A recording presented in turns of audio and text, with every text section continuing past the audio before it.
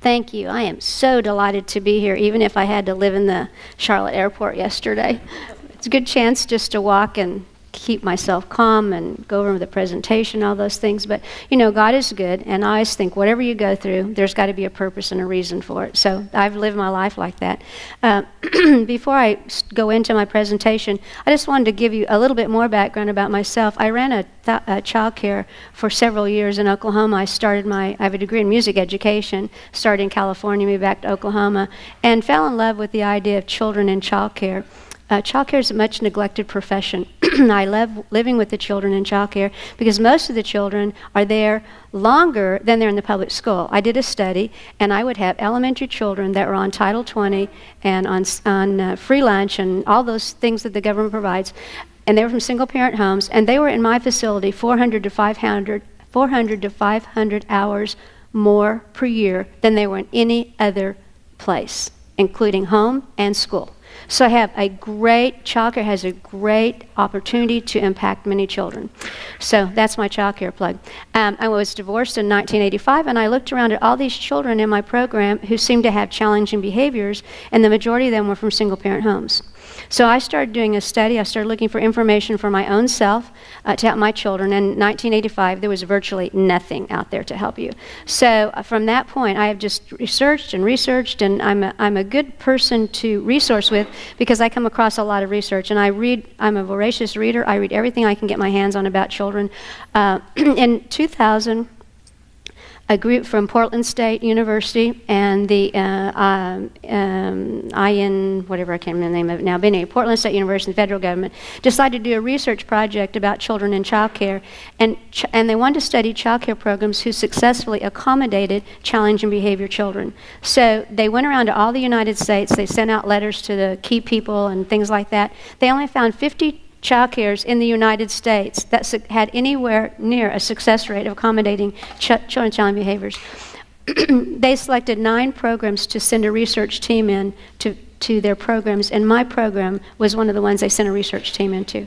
They arrived at 7:30 on a Monday morning. They were there till 6 o'clock on a Friday evening. They were there almost all the hours that we were open. At 9:15 on the first morning, Dr. Brennan comes to me and she says, "I don't get it." I'm thinking, get what? I thought this was a good day. Nobody had a big explosion. Everybody got to school on time. We had our 2 and 3 and 4-year-olds were still there, and our 5-year-olds were at private kindergarten. I said, what don't you get? And she said, everybody's in control. I just don't get it.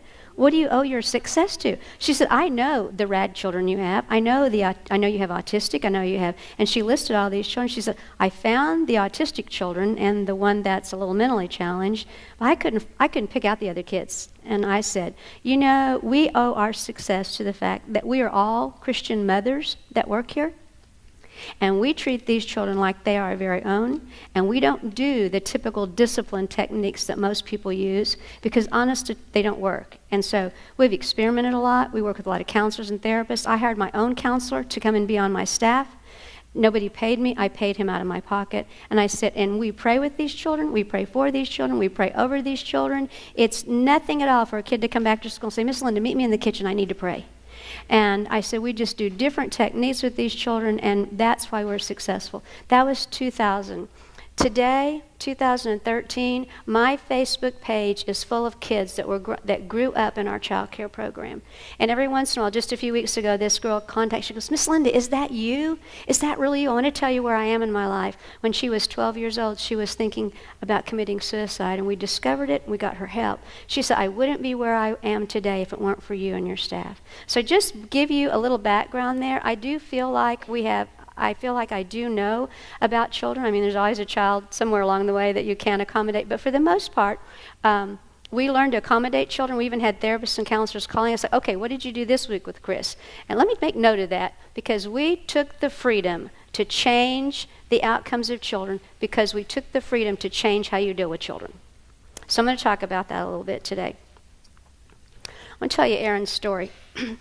This little boy, this is not his real picture, but he looks a little bit like this. This little boy's name was Aaron, and he had been in our program for quite some time. And on a Friday morning, his mother brought him in one morning, and she stood back and smiled. That was different. Then she went over, she watched him for a little bit. That was different because usually she rushed in and rushed out. And she kissed him. That was very different. But we didn't pick up on all that. See, it's 6:30 in the morning, kids are coming in. And then she hung his backpack on his hook and said, "Bye, Aaron," and left.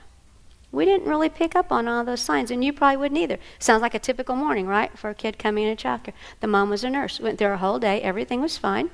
5:30 came, and she usually picked him up right on the dot. She was not there. 6 o'clock came. We closed. She was not there.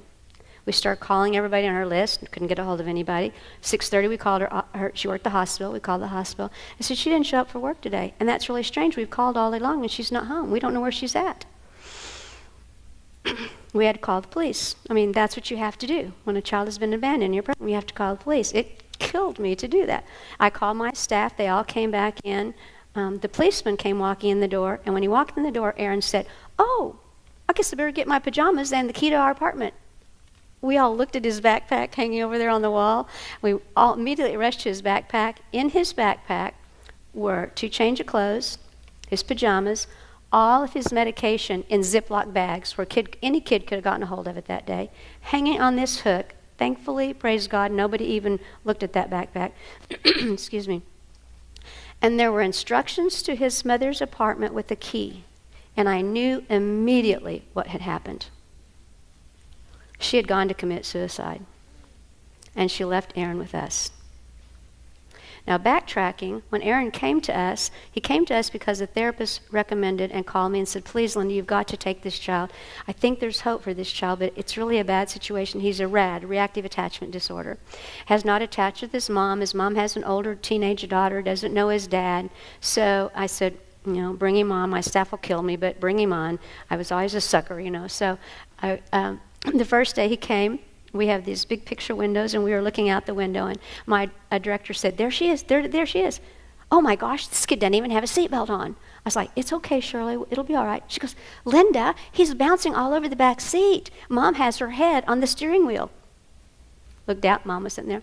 She goes, I said, "It'll be okay." She goes, "Oh my gosh, he's climbing out the window. Now he's on top of the car." That was our first introduction to Aaron. 3 years old, totally out of control.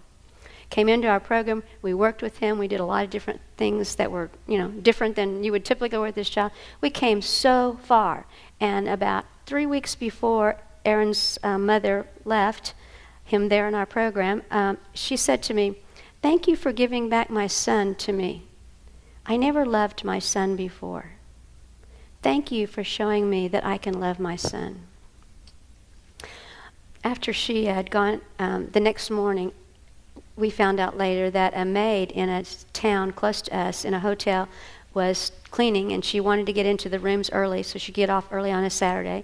And there was no, do not disturb sign, and so she opened the door, and when she looked in, she saw this lady passed out and called it, and had a life flighter to Tulsa, Oklahoma. Aaron's mother lived. She eventually got Aaron back. But the reason I tell you this story is because I had nowhere to send Aaron's mother for help from a church. There was no church in my area at that time that would accommodate these challenged behavior children. I know because I sent these parents to church. I said, it would really help if you could just be part of a community and get some support for yourself. And you know what the single mom said to me? "Why should I go to church? I'm always called out to take care of my own child." And I had one mama who had 2 autistic children. She gave up early on even trying to go to church. That's sad. And I think part of the reason we're in the situation we're in now with a lot of these children is because churches, and please do not be offended if you're a church, but churches abdicated our responsibility to these children years ago. So I think single parent ministries are so important. I am so impressed with your collaborative effort. I don't know of any other city that's doing what you guys are doing and collaborating, bringing all of you together to help the children and the single parent in our environment. Thank you for doing that, and thank you. I thank you from all the people that work with single parents and all the single parents. What causes trauma and crisis in children? If we were a smaller group and we had all day long, by the way, I have about 5 hours of things to say in 90 minutes, so I'm going to talk fast. You listen fast, and maybe you can pick up some of it. But if we were in a different group, I would have you guys chart whatever our trauma and crisis. So we have some things up here, but I just want you all to shout out to me, what do you see as a crisis or a trauma in children today? In the ones that you work with or you read about, what do you see? Anybody? Yes, ma'am? Communities? Okay, somebody else? Speak up really loud. Discipline. All right. Real loud. Shout it out. Drug addiction. Alcohol addiction. Right. Anybody else? You know what's amazing? When I do this for pastors, they'll shout out everything. Whether I don't usually put this slide up till we're done. Going to the war zone. They shout out all these things. And when I say divorce, they're like, oh, yeah. I never thought of that before. And yet, today, nationally, 1/3 of all children in the United States live in a single-parent family. And if you're in Mississippi and Louisiana, it's like 47% of children live in a single-parent home. So it kind of depends on where you are. So when you're looking at your church classes, or you're looking at your school classes or your child care or whatever agency you're working with, if you don't have 1 out of 3 children from a divorced single-parent home, you're not reaching out to your community. So these are all the things that we see can cause crisis and trauma in children. See that last one, deployed to a war zone? In 2010, my daughter called me. I was all comfortable in North Carolina in a cushy job that I liked and going along and just had a really nice life. And my daughter called and she goes, Mom, I need you. It's like, what? She goes, do you remember when I was a teenager and you said you'd always be there for my kids? Because I was a single mom. I said, yes. Well, I'm calling that promise card in. I'm being deployed to Afghanistan. So we sold everything. We quit our jobs when my husband was able to transfer. And we moved to Florida, and I moved into her house. And she had a 3-year-old, an 8-year-old, and a 13-year-old. Her husband's military. He's Air Force. So I became the primary caregiver for my grandchildren while their mother, my daughter, was deployed to Afghanistan. And that's a whole nother workshop in itself. But let me tell you, I employed all those things that I did in my child care and that I tell people to do. I employed all those techniques and tips with my own grandchildren. It was the smoothest transition the school teachers and people told me that they'd ever had children go through whose mother was in a war zone. And, of course, it was a very stressful time for me, but we survived. She's back, and I'm very grateful that she survived and she served our country, and I'm very, very proud of her, too. So, key concepts. The nature of the trauma alone does not determine the reaction. When the children are in crisis, would you agree often the parents are in crisis? Mm-hmm. That's the key right there. The parents are in crisis. Now, we wish the parents could be the ones who help the children and minister to them, but many times they're just not capable of doing that. And that's where other agencies, other places can come in. Reactions to most traumas are going to be the same. To a child, a crisis is a crisis is a crisis. So whether their mother is in rehab or their mother's in jail or their dad has deserted them or they have a parent to the war zone, a crisis is a crisis is a crisis. Do you remember when we had Katrina? Remember the hurricane down there in New Orleans? I went down later and did some work with the people down there. But do you remember you may not remember, there was a scene on the national TV news that this little girl she was a toddler. Remember how some of those children got separated from their parents and they were sent to other places? And she was about 15 months old, and they were bringing her off the plane, and you could hear her grandmother and mother just screaming when they saw her. And they went rushing toward her, and this child just had a blank look on her face. She didn't know. I'm sure she was glad to see her mom or grandma, but she had shut down. See, to a child, a crisis is a crisis is a crisis. That was a huge crisis for her. And a circle of life, if you're a preschooler, oh, this is great. Here's a little rug right here. So let's say this is a preschooler. I'm a preschooler in the middle of it. My circle of life, things that affect me are the people in my life. That's my parents, my siblings, the people who live in my home, maybe a neighbor or two, maybe a Sunday school teacher. If they go to daycare, the daycare. This is my circle of life. If anything happens to somebody in my circle of life, it affects me.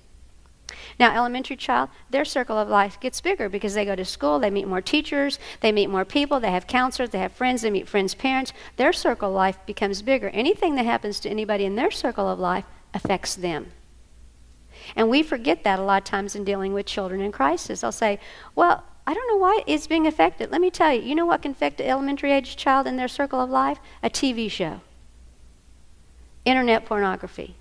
Things that they shouldn't be seeing and be taking part in. That affects their circle. That becomes a crisis. And then, of course, the teens, it goes out further and even further. So when you have a suicide of a teenager in your area, it affects all the teens in your area. I was served on the Suicide Prevention Task Force in Oklahoma for several years. And suicide is contagious. I'm sure a lot of you know that. When one child commits suicide, there are others that either do or they think about it if you don't bring in suicide counselors for those children. And if you didn't know, the suicide rate age is going down. It is down to 10 years of age now. We have 10-year-olds successfully completing suicide. Isn't that sad in our world today? Key concepts, more key concepts. When the trauma is very large, like a natural disaster, expect it to be widespread. So if you get flooded out or you have a hurricane or you don't have hurricanes in Knoxville, do you? Just tornadoes? Okay, just tornadoes. Do you have tornadoes here? Yeah. Okay, all right. So when your whole town is affected, then even if you have a child that was not affected, they're going to be affected by the tornado or whatever happened. When the trauma is small, like a divorce, the impact is still as devastating to the individual child. It's just that we don't realize it a lot of time. And this is one of my expertise, is dealing with the child of divorce. Children's reaction to crisis, I'm just going to flip through this really fast, is regression. If you have ever seen that, child starts sucking their thumb if they quit. They start wetting their pants. The school teachers probably know that. They start having toileting accidents at school. Whenever I had my therapeutic child care, we kept extra clothes and things, and the schools would call us and say, can we borrow some of your extra clothes and bring things up? We had a really good relationship with our schools. A lot of children will become quiet. They actually lack emotions, and I'm going to explain that a little bit. Some children are very lethargic. They just stumble around. They just like they have no feelings. They may complain of pain because stress hurts. Stress hurts your body. And when you're in a crisis and trauma, you're under stress, and it hurts your body. They'll have stomach aches. They'll have their arms will hurt. I worked with one little boy. I was doing DivorceCare for kids at a church in Raleigh, North Carolina, and he was first grade, and he was just had so many issues, and he was always out of control. And one night he said, his twin sister came, and she said, I think my brother's having an asthma attack. And she always knew everything about her brother, So I said, well, let me see. So I got over there, and I had him lay down. And I said, now, what hurts? And he goes, my chest. She said, I told you, he's having an asthma attack. I was like, just let me take care of it. Sent her away. So I said, show me where it hurts. And you know what he did? He put his hand on his heart. He wasn't having an asthma, and I listened. I've dealt with a lot of asthma. I couldn't hear any wheezing or anything. He put his hand on his heart because his heart was hurting. And you know why his heart was hurting? Because his mother didn't let him go to his dad's house that weekend. And that wasn't quite true. His dad never showed up. And his heart was hurting. These children hurt. They may have nightmares. You can read all that. I want to read it to you. A lot of them I have a lot of people say, oh, he's just doing that to get attention. Well, duh, give him the attention. Absolutely. See, children many times don't have the words to tell you what's going on, so their behavior becomes their voice. Like you were saying, your child's challenging. Their behavior becomes their voice. And they speak very loudly with their behavior sometimes, kicking, hitting, pinching, all those type things. I was in Oklahoma during the Oklahoma City bombing. Actually, I was scheduled to be, my child care was 90 miles away from Oklahoma City. I was served on a lot of committees there. I was actually scheduled to be in Oklahoma City that day. My children and my parents at my child care thought I was in Oklahoma City when the bombing happened. So relieved I wasn't there. But what we learned from the Oklahoma City bomb, that's the first time in the United States we had something affect children like that, a bombing, a terrorist bombing. And you remember the child care that was in the H.E.R.O.E. building. My friend in Oklahoma City actually had started that child care, and I thought it was still hers. And of course, I'm on the phone immediately, but she had sold it to another lady. I did know the lady who'd take over. I knew the director and everything. But what we learned through the research of the Oklahoma City bombing is children regrieve a loss as they grow. So every time they go through a different developmental stage, they will regrieve that loss.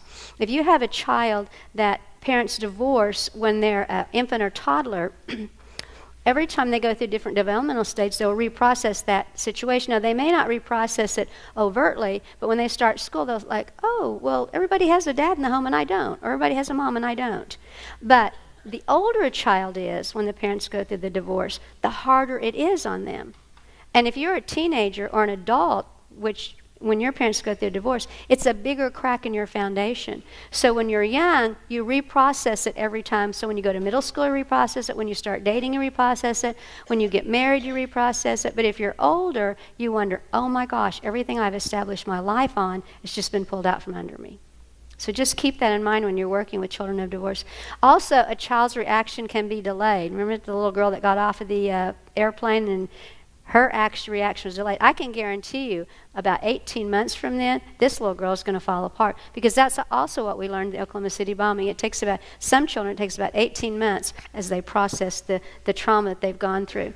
Children do not need to be the victim or a witness to be traumatized, and children have individual reactions. When we had the 9/11, many children said, how many planes are going to fly into how many buildings?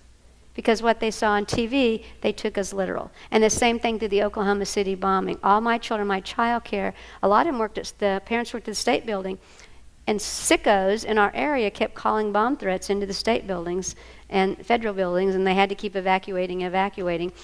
So the children didn't have to be in Oklahoma City to be the victim, but they were victimized. And let me tell you, I had a lot of ADHD children and ADD children. They went off the walls. We really had to work hard because they're more affected by the trauma than the other children were. We also learned from Oklahoma City that children have their own timetable for healing. Children grieve differently than adults. You might not realize that. Children will laugh and play. You ever been to a funeral where there's been a little kid and they're running around and they're looking at the coffin and they're trying to play? They grieve differently, and children have to take breaks in their grieving process. So you may think, oh, well, it's been 6 months since their dad walked out, or 6 months since their mother died. They should be getting on with this. And, oh, they're fine because they're out there playing. But children take breaks in grieving. They can't grieve 24 hours a day. So they'll grieve a little bit, and they'll take a break, and then they'll grieve some more, and then they'll take a break, and something will affect them, and they'll see a movie on TV, and they'll grieve some more, and then they'll take a break. It takes children years. Do you know it takes a child 10 years to completely process their parents' divorce? 10 years. Now, if a parent remarries and they get close to a stepdad or a stepmom, and there's another divorce, then you're adding time onto that 10 years. So we have children who are 5 and 6 years of age that they're going to be teenagers before they completely process. And I think a lot of it depends on your community support and your church support that you have around that child. Children need people to listen to their stories, and this is where you guys come in handy. Children need people who listen to their stories. Children need to tell their stories. And what do most of us do? Oh yeah, that's nice, that's sweet. And we walk off. They need to talk. And if they have to talk through drawing or sand play or water play, whatever, but they need to talk. That's the big thing that I've learned down through the years is we don't listen to children. I think it was 91 or 92, therapists and counselors looked at their waiting rooms and they were full, and they were like, oh my gosh, how come we have all these challenging behavior children? School teachers were sending them in to them, and pediatricians were sending the children to the therapist, and what is going on here? So they pulled together this group and they called it the Commission on Children at Risk. And for you, Eric, this is a really good, you need to really look at this. Probably all of you do, but I have to give this part in order to use it. This just tells you who put it together and what all they did and everything. But they did a study of children, and they're trying to find out why all these children are out of control. And they had all these therapists and counselors, and I think they had some principals. Judith Wallerstein, who is the expert, I think, in children of divorce, is on that panel. And they did a real research project, and they said the cause of crisis in America is a lack of connectedness.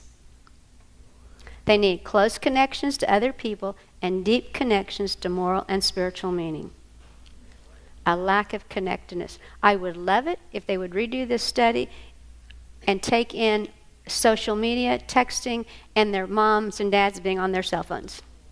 Because I think that is interrupting a big part of our connectedness with children. And the children are on their individual iPads, phones, whatever, and they're playing these games. And there'll be an hour or two where nobody even looks up and looks at each other. That is a lack of connectedness. These children need to see their parents. They need to make eye contact with people. Now, I want to talk a little bit about the brain, what goes on in the brain during this time. The brain is hardwired to survive. That's another thing that the committee learned, is the brain is hardwired to survive. And that's why they call it the Hardwired to Connect study. I think I put it in your handout, the resource, but the American Values Institute is the one that did that. And you can purchase the whole Hardwired to Survive. It's a thick booklet, and I don't know, it's $1, maybe it's $7, I can't remember now. Anyway, the brain is hardwired to survive. And in times of stress, the brain downshifts. And it's just like your receptive arms have closed down. So you're out here going, all of a sudden, there's a crisis, and your brain just literally shuts down. And so all these things you've connected with shuts down. Now, I need some helpers. I need 3 people. So be thinking about, I need 3 volunteers to come up and be on the stage. So if you're brave. If not, I'll just come pick you out. All right. The brain downshifts when there's physical threats, when there's psychological threats, when there's intellectual threats, when there's emotional threats, when there's social, cultural threats, and when there's resource restriction. Most of them you probably understand, but the resource restriction would be like a middle-class mom having to move into a shelter, a great reduction in income. So that would be a resource restriction. Or maybe children are involved in music lessons and soccer and all those things, and then the parent dies or there's a divorce and they have to pull out of those things. So resource restriction really affects these children's lives, and that's where I think some of you probably deal with the housing and situation and things like that. All right, this is just a resource I don't think I have in your handout, but a really good resource, 2 of them, for children in crisis is a group publishing Comfort Children in Crisis and Kids Health. How many of you are familiar with Kids Health, the website? Cool. Do you use it a lot? Kids, anything you want to know about children, go to kidshealth.org. There's 3 sections. There's one for teens, one for parents, and children, I think. Yeah. So you can click on the parents, and they have, for those of you that are school teachers, they actually have put some of these into school teacher formats so you can use them. Anything that's affecting a child, you can find it on kidshealth.org. I'm telling you, anything. It's an incredible resource to have. Okay, understanding their brains. And we're not going to get real technical. I'm not a doctor. I'm not a therapist. I'm not a counselor. I'm just a person who has learned over the years how to deal with children. But essentially, we're going to talk about 3 areas of the brain stem, the limbic, and the cortex. So I need 3 volunteers now. One brave soul. You don't have to say anything. You just have to, well, you might have to say something. 2, come on up here. 1 more. Okay, go on. Let's see, let's have you guys come up here. Yay, brave people, woohoo. All right, I want to give you this sign. I'll give you this, okay. This is your brain. This is your brain, not on drugs. This is just your brain, okay? All right, what was that? When you are involved in a crisis or trauma, your brain shuts down. You go down to what's called the brain stem. This is our brain stem right here. The brain stem is all about flight, freeze, fight. It's what happens normally in your body when you're in the brain stem. So in the brain stem, everything is about, am I safe, am I safe, am I safe, am I safe? This is what goes on in the brain stem. It's your survival mode. The function is survival, fight, flight, freeze. It's reactive and fast. You don't think about it. It just happens. Have you ever been in a close car wreck, like you're stopped at a stoplight and it turns green and you go and somebody comes at you from this direction? What happens? Do you stop and think about it? No, you react. You slam on your brakes, you curve, whatever you have, you react. And that's what happens to children in the brain stem. So when a child's in the brain stem and something has happened to him, he'll run away. He may get furious, enraged. There's some examples. I worked with children that, I worked with one little boy that was standing in line, and they were getting ready to get on a van. This was years ago, and he was a big kid. And all of a sudden, he just pushed somebody down in front of him. Well, what we didn't realize at the time is somebody had said something to him that flipped him back into his brain stem, and so he just pushes and lashes out. If you ever have had a child that's been abused, physically abused, you don't have to say anything to them. They'll just see something out of the corner of their eye and they'll pull back, or they'll hit somebody, or they'll run, or they'll try to dive under something. This is the child automatically goes back into the brain stem, and that's what's happening in the brain stem. So what do you do with the child that's in the brain stem? You can't rationalize. I love this example. Have you ever worked with a child like in church or something, and they get under a table? Has anybody ever worked with a child like that? They get under a table, or they put their hoodie over their face and they go sit in the corner. So we don't know what has happened. And here's what we usually do. We'll say they'll climb under the table or something. We'll go, oh, come out there. Quit being silly. Now, come on, get out of there. Isn't that what we usually do? You can't be sitting under the table. We're gonna have a story now. And we try to pull them out. And you know what we do when we do that? We push them further in. We push them under. And somebody's laughing, so they must have recognized a story like that. So in the brainstem, it's all about, am I safe, am I safe, am I safe? If they don't feel safe, they're going to react. Now, how do you get them from not feeling safe? How do you get them from under the table? How do you get that hood off their head? How do you get them involved and active again? You describe what the action is.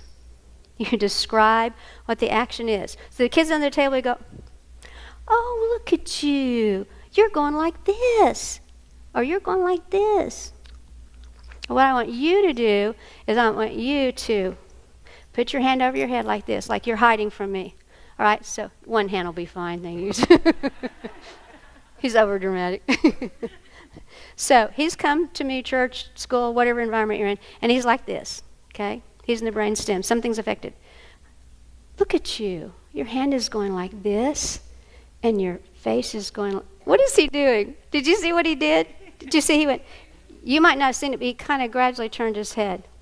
So every time you start describing, and he didn't know I was going to do, did you know I was going to do this? Okay, look at you. Your head is going like this, and your fingers are going like this. Every time they will look at you. Even if it's just like, did you see him go like that? Yeah. Do it again. Look at you. See? See, they want to know what's going on. So okay, look at me a little bit. Look at you. Your head was going like this. Your shoulders are like this. You actually describe what their body is doing. So when you describe, and now he's looking at me, now we can talk. Now I've moved him up to the second level of the brain. He's feeling safer now. Scoot down just a little bit. Okay. Now we're at this part of the brain, which is, do you love me? Do you love me? Am I loved? Am I loved? If I go into this room, am I going to be loved? It's all about emotions. It's all about feelings right here in this part of the brain. Now, you can't teach this child that's in the brain stem. For you school teachers, you can forget about this kid learning their spelling words or doing anything. They cannot learn when they're in the brain stem.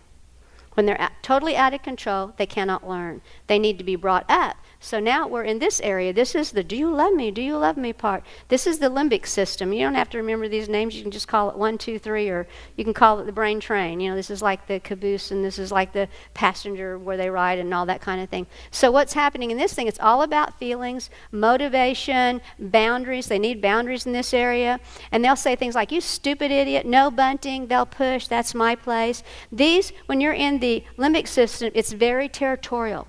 They don't want anybody in their place. Have you ever had a kid say, teacher, he's looking at me? Okay. So what? Well, no, to that child, it's a big deal. He's looking at me. This is the child that's right here in this part of the brain. They don't want any interference. And it's like, if I go to school today and I say the wrong thing, is my teacher still going to love me? When I get on the bus, if I don't do something, is the bus driver still going to love me? Are they still going to like me? Now, I think single parents live right here. I lived right here for a long time, especially after the divorce. It's like, how can he do that to me? I don't believe in divorce. How can I be divorced? Blah, blah, blah, blah, blah, blah, blah, blah. Because I didn't understand what was going on. First of all, I was down here for a while, complete shock. I didn't even know how I got to work or anything. But then I think I lived here, and I think single parents live right here because they're calling out for love. They want somebody to love them a lot of times. So in this part of the brain, you empathize. You empathize with her like, oh, you're going like this, and it seems to me that you're really upset today. What's wrong? Is there nobody loves you? Okay, so then you can start talking to that person. Another would say, I don't want to be here today. Say that one. You don't want to be here today? You try to repeat what they said so you understand. And I would say, man, I've had days like that too. I didn't want to be here either. What caused you not to want to be here today? My mama don't love me. Your mama doesn't love you. So then we can start dealing with this. Whatever you do, okay, she said, my mama don't love me. Whatever you do, don't say, how does that make you feel? They don't know how that makes them feel. Never say to a child, how does that make you feel? You can say, well, what happened to cause you to feel that way? But they don't recognize their feelings. They recognize anger, sadness, bored, and happy. That's about it. So one of the things we have to do with children is teach them what all their different feelings are. And DivorceCare for Kids, that's one of the big issues that we have, is we teach children what their feelings are. See, if you have a child that's out of control, you have to get them to name their feelings. They have to claim their feelings. You have to name it, claim it, tame it. They have to name the feelings. I'm sad. Nobody loves me. You have to claim it. Nobody loves me. And then you have to figure out a way to tame it. But you can't tame a feeling, an out-of-control child, when they don't know what other feelings are. It can't be done. All you can do is you're punitive to them, and you send them further and further into. Have you ever worked with a child that you're thought, you've done everything and nothing pierces the child? Nothing? We're going to talk about that too in a minute. So we have the child here in the limbic system. She's hit. That's my place. My mom doesn't love me. We add empathy to this child. You can't teach the limbic system. You can mirror and reflect what they're saying. And you can mirror it by saying, your mama doesn't love you anymore. What makes you think that? She woke up this morning and just started hollering at me. Oh, she woke up this morning and started hollering at you. It seems to me that would be very upsetting. Seems to me is another great phrase to use with these kids. You're not telling them how you feel. They feel. You're saying, seems to me. So if I said, oh, your mother loves you, quit being like that. That wouldn't work. So she says, my mama doesn't love me. So that must have just made you feel really sad. Okay. What can I do to help you today? You want to stand by me for a while? Or you want to go sit at the table? You'll stand by me for a while? How about we do like this? How about you just stand really close to me for a while? These children need to be touched, and we remove touch from our lives. God designed our bodies to be touched. So whether it's a high five, a handshake, arm on the shoulder. Did you notice? Probably didn't notice, but every time I'm talking to her, I'm touching some part of her body, her arm or shoulder, something like that, because children need to be touched. And when they're in a crisis situation, remember the parents in crisis? The parent many times forget to touch them. I know my son, he was 8 when his dad left, and he was about 12 one day, and I said, oh my gosh, I haven't hugged Brian or touched him in a long time, because we were just going our separate ways. So being the macho boy that he was at 12, living with 2 females, he was really conscious of that. So the first hug just had to be, how you doing today, son? Just like a side hug like that. And then a couple days later, I was sitting on the couch, and he came up and he hugged me from behind like that, and that told me he was really missing our physical touch. And so we start high-fiving each other and standing next to each other. And now my son is, I'm so proud of my children, my son is an anesthesiologist. He's a doctor in Denton, Texas, and every time we're together, he hugs me, and we'll walk down the mall, and he's got his arm in my arm, and I'm so glad the Lord made me realize that he needed touch, because if they don't get touch at home, they will get touch somewhere else, especially teenage girls. Okay, so went off track here. So we have this lady, and we're moving up. We've added empathy, and now she's going to stand next to me. Now I can move her up to this part of the brain, which is the cortex. And this is the part of the brain that you can learn in, that you can think rationally. This is where we want all of you when we come in this room today. This is where you want all your kids. You weren't there today? This is where we want all your kids to be, so they can learn. So they can, remember, over here, not feeling loved is going to get in the way of her learning her spelling words. Not feeling loved is going to get in the way of her being friends with other people, because it's all about me, and I need to be loved. Am I loved? Am I loved? Am I loved? Do you love me? Do you love me? Do you love me? Do you love me? They'll just thank you. They'll just do that over and over. So now we've moved her up here. Oh my gosh, this kid is like, okay, what can I do? I can take over. I can help you do this. This is the child that wants to learn, and they want to contribute. When you're giving choices, this child cannot make a choice. Do you want to sit at the table or stand next to me? No. They don't know because they can't make a choice. This part of the brain loves choices. So you give this child. See, when you give a child a choice, it empowers them. Because everything is out of their control, whether it's Hurricane Katrina, whether it's divorce, whether their parents incarcerated, whether their mother's an addict and laying on the floor drunk. They feel out of control. They have no power. So you empower them by giving them choices, choice after choice. So did you want to stand here or sit in the chair? She said, stand here. So then she stands here. Did you want to walk across the room with me, or do you want to do this? Do you want to do this? Do you want to do this? You continue to give them choices. Did you want milk to drink, or do you want juice to drink? Did you want a big glass of water? Did you want a little glass of water? Were you going to wear your purple shirt today or a green shirt today? Everything can be a choice to them. And whenever they can choose, they feel more empowered in their lives. So when we get up here to this part of the brain, you can teach. This has reason. It has logic. It can organize. It has empathy. It has compassion. And he may say, he pushed me, but then you can talk them through what happened when he pushed you. So he pushed you. Did you like it when he pushed you? No? A lot of times unfortunately, I think, especially little girls, we teach them to be victims. We teach them to be victims. So let's do a little bit of different scenario right here, right now. So let's say these two, y'all turn toward each other here. And so I hear this ruckus over here, and I get here, and I go, whoa. Let me go this way so you can see me. Whoa, what happened here? What happened? I decide which child is the more aggressive child. Is this the more aggressive, or is this more aggressive? So I'm going to say this time she was the more aggressive child.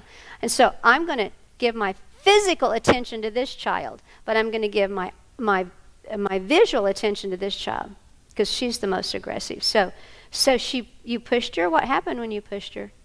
She looked at me funny. She looked at you funny. Okay, all right. So let me see. That's okay.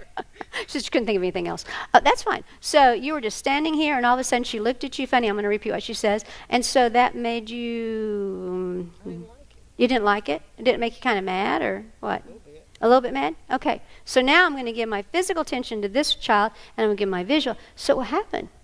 She touched my cookies. She touched your cookies. And so, but how did she touched your cookies, and you looked at her? I'm not understanding. Okay. And you looked at her, and then... And then she pushed you. Okay. I'm going to get my attention. Did you like it when she pushed you? No. Say to her, I don't want you to say this real wimpy. Say to her, I don't like it. Tell me, I don't like it when you push me. I don't like it when you push me. But be real wimpy. No, I don't like it when you push me. See, they say it like that, and we think everything's taken care of, and we walk away. So look at me. Now, tell me, say it after me. I don't like it when you push me. I don't like it when you push me. Say it again. I don't like it when you push me. I don't like it when you push me. Okay, if I don't teach this child to have voice, to have power in her voice, this is the girl that's liable to be raped in the back seat of a car because she cannot say, stop, I don't like what you're doing to me. Because we teach these little girls to say, I don't like it what you're doing to me. Or the other thing we say is, tell her you're sorry. Tell her you're sorry. Sorry. But she's not really sorry. And when I walk away, she's going to push her again. Right? Don't you think? I'm sorry is a cop-out. So I hate the word. I just do not like I'm sorry. If you want to say I'm sorry, then you model I'm sorry. You have to model that, but you can't have the children say I'm sorry. So we've got to have a solution here. Did you hear what she said? She doesn't like it when you push her. Did you hear that? Okay, so what can we do? We have to have a solution both of you agree with. I'll give her my cookie. Do you want to? You don't have to give her your cookie. I don't want to, but I think it'll help. You think it'll help if you give her a cookie? Do you want her cookie? No, but I'll share my cookies with her. Okay, so do we have a solution? You keep your cookies, so you work it out. But many times we don't get to the solution part. We just go, okay, now don't hit her again. And she said she's sorry, and we walk away. And then there's like, and they're just seething at each other. And it's like, I'm going to get you later. Look at, because I'm going to get you later. And so that's how the issue. So back to our brain now. So we have this part of the brain is, am I safe? This part of the brain is, am I loved? And this part of the brain is, what can I learn? What can I contribute? And this is where you want the child to be. Is that any questions, comments? You guys are all just sitting there looking at me. Okay. We have experience with the bully as having some really serious neglect issues that seem to be really difficult to address given the situation. So the bully is trying to disclose that feel neglected, they feel abandoned, and that's what's causing them to be aggressive. But that's such a big issue that, you know, Wait, you seem but to have worked out the issue here when can you understand, though, many times the bully is down here. The bully just doesn't feel safe. And so they're going to hit, they're going to punch, they're going to reach out, they're going to call you names because they don't feel safe. That's part of being safe. And that's when you have to. And here's a tip when you're working with children. You say, Don's his name. Hey, I don't know Don. He's just kind of my group. Hey, Don, how you doing today? You know what? I'm going to be your safe keeper. When you're here with me, I'm going to keep you safe. That tells them you're going to provide for their safety. Now, you don't stop there because they have to have a part of this. And do you know what your job is? My job is to keep you safe. Do you know what your job is?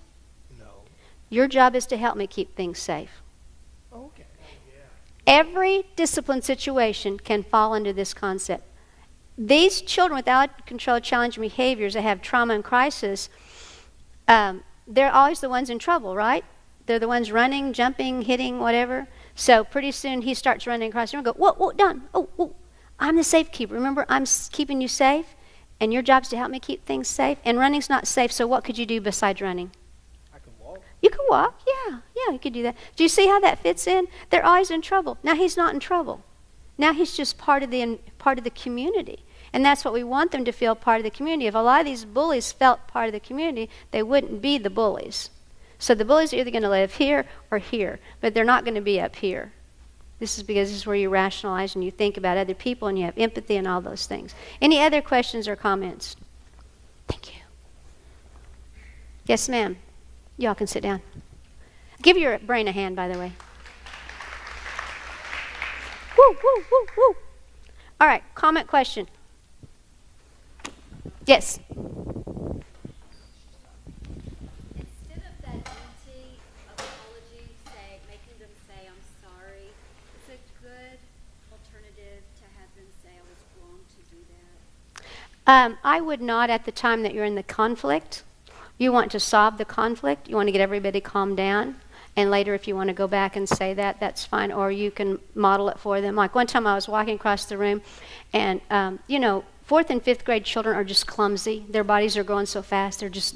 You're a principal, wouldn't you agree? They're pretty clumsy. And so I was walking across the room, and this kid stretches. And when he does, he sticks his foot out that came out forever. And I tripped. And I said, oh, I am so sorry. I want to model being sorry, but the other part of being sorry is, will you forgive me? See, one part is, I'm sorry, but the other part is, are you going to forgive me? So I said, oh, I am so sorry. Will you forgive me? He said, no, you hurt my foot. That's his privilege. You understand that? I model. I said, well, I sure hope someday you can forgive me. He said, well, I don't have to think about it because you hurt my foot pretty bad. I was in pain too, but the issue is, do you understand that I'm sorry? So later go back and pick up what you just said about I was wrong in doing that. But at the time, they don't feel like they're wrong. They're in the right. They're kids, they're egotistical, and they're right. Make sense? Any other questions? Yes? What age ranges are you speaking about? You can start this with toddlers. The toddler that doesn't have the words, and they grab the other toddler's binky or something like that, so she grabs her binky and she starts crying, I would say, look at her face. Look at that. She doesn't like it when you take her binky. I wish y'all could see her face. You start right then.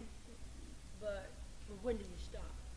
What do you mean? Say if that adult, let's say like 16 or 17, that had this type of training, and it affects them just as much. When do you still do it to them?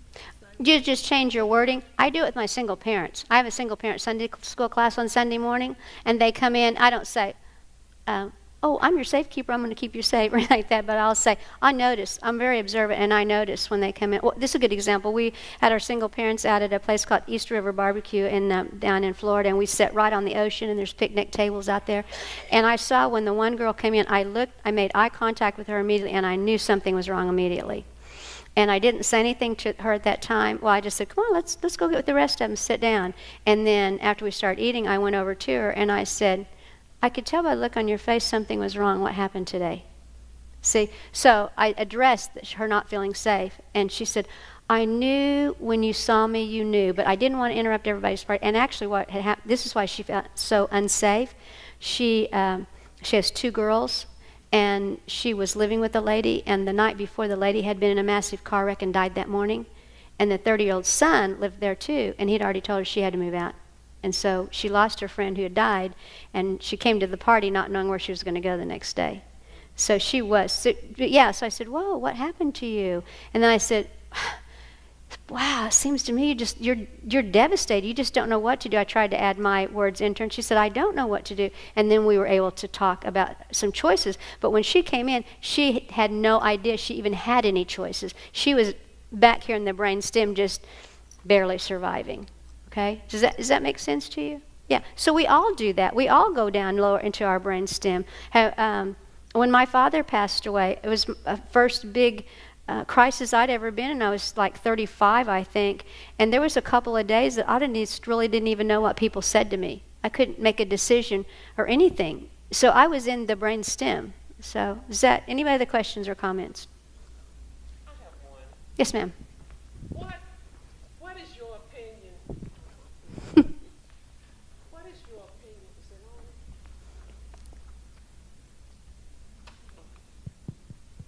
There you go. Okay. What do you think about kids when they're in that stem cell mode and they end up putting them on medication? Okay, well, I can't really comment on, I'd have to know the whole situation. I'm not a therapist, but I'll just give you my personal opinion. After having had a child care for 26 years where we had special needs children, I felt a lot of children were put on medication that did not need to be put on medication. See, you can take a child that's really active and you can put them on Ritalin or something like that calms them down, but you haven't solved the problem. And please don't be offended, this is just my experience speaking in my opinion only. You can say, that lady's all wet, I don't like her opinion. That my opinion is, anytime you put a child on a medication like that the parents need parent training to know how to deal with the child in that situation. And parents are the part of the picture we're leaving out a lot of times. Does that make sense? And there are some children that need to be on certain medications, but there are other children that we just too readily put them on a medication when they don't need to really be on that medication. Yes, ma'am.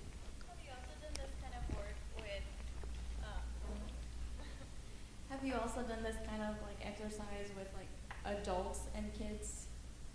What do you mean? The brainstem like this exercise? whole thing of just talking back and forth and saying, oh, do you realize that you did this or that? Because I've seen a lot of families where like sometimes like the kid might be the one that's being logical in the situation and the parent is not, because they're in a place where they don't feel safe. Right. Yeah, we have done that. In my child care, I did this so much that one time I had some people visiting and something was said and I go, I need a brain, and 3 kids jumped up to be the brain, and then we role played the whole thing. and they were like, I have no words, I have words, and I'm the hitting, and they role played the whole thing. Yeah, it's a dynamic presentation. It's just very simple, but did it help you guys to understand some of these challenging behaviors that when they're in the brainstem or in the limbic system, we're being punitive to them instead of helping them pull them out of that, we're just punishing them?